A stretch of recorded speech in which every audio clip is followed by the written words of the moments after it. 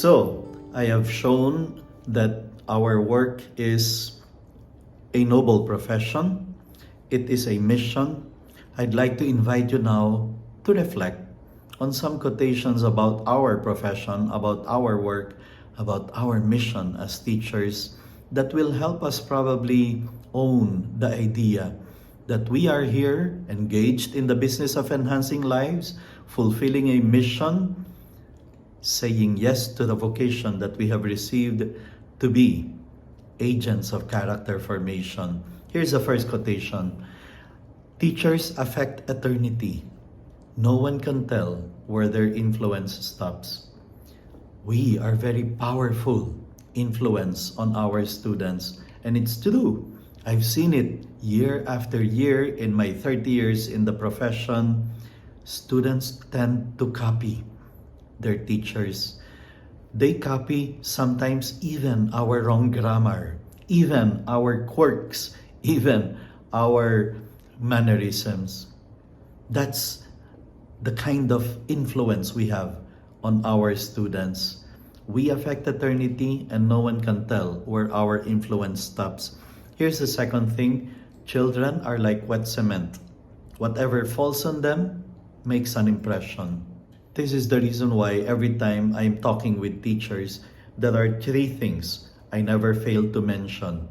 Three things I always make sure I get to mention when I am talking to teachers. Number one, teachers, please never ever use foul language, bad words, profanity.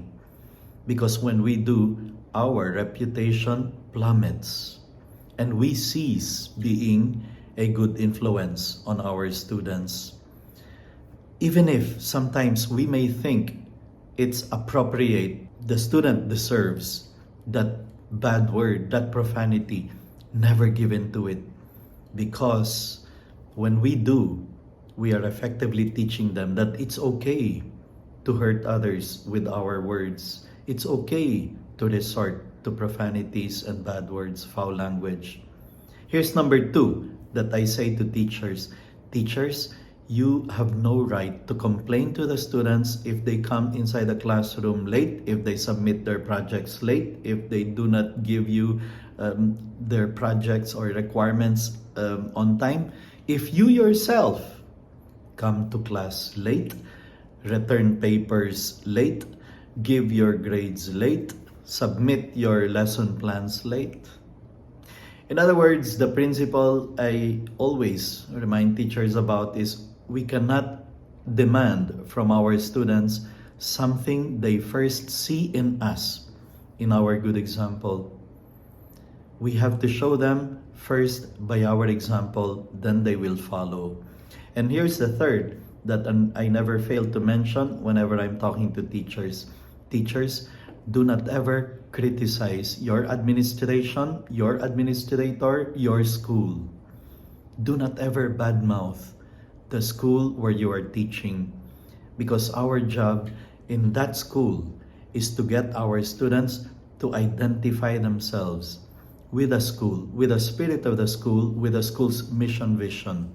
But if we ourselves are the first one to criticize, to badmouth, then we have lost that capacity of getting the students to identify themselves with the school. But don't worry, as I tell teachers, it's okay, you can still be a good teacher in another school, but not there that you criticize, not in that school that you badmouth. Here's the next quotation. Students don't care how much you know until they know how much you care.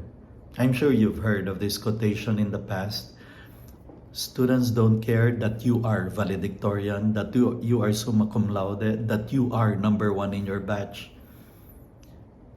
They are more concerned about how does the teacher care for us.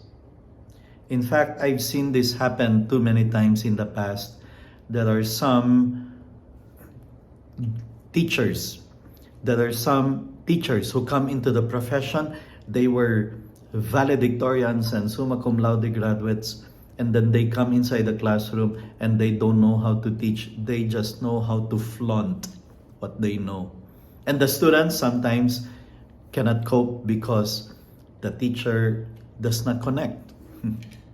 So it's not about how much you know that matters. They want to know how much you care. And then if they see that you are a teacher who cares, they listen, they pay attention, they respect you, they will want to learn from you and with you. Here's another quotation I'd like to share with you. Teaching kids to count is fine, but teaching them what counts is best. And this is what it means to be a teacher of character. That we are not just interested to see them excel in the subject that we are teaching. We are interested in seeing them grow up to be good men and women. That's what really counts. But research also tells us, take care of character and academic achievement will follow. But the opposite is not true. Take care of academics and character will follow. In fact, I know some schools that have gotten into trouble because of a wrong mindset among students of competing with each other to be the number one, to be the best, to be the valedictorian. Or you sometimes can have a student who will resort to cheating to be able to get to number one spot. They resort to illicit means. It can happen if we do not attend to the character formation of the students. But take care of their character and academic achievement will follow. Of course, because character will make them persevere, work hard, be industrious, be conscientious of their time management, of being punctual. All these are virtues and values precisely that can be developed to do character formation. Finally, the last quotation I'd like to share with you is this. The mediocre teacher tells, the good teacher explains, the superior teacher demonstrates, the great teacher inspires.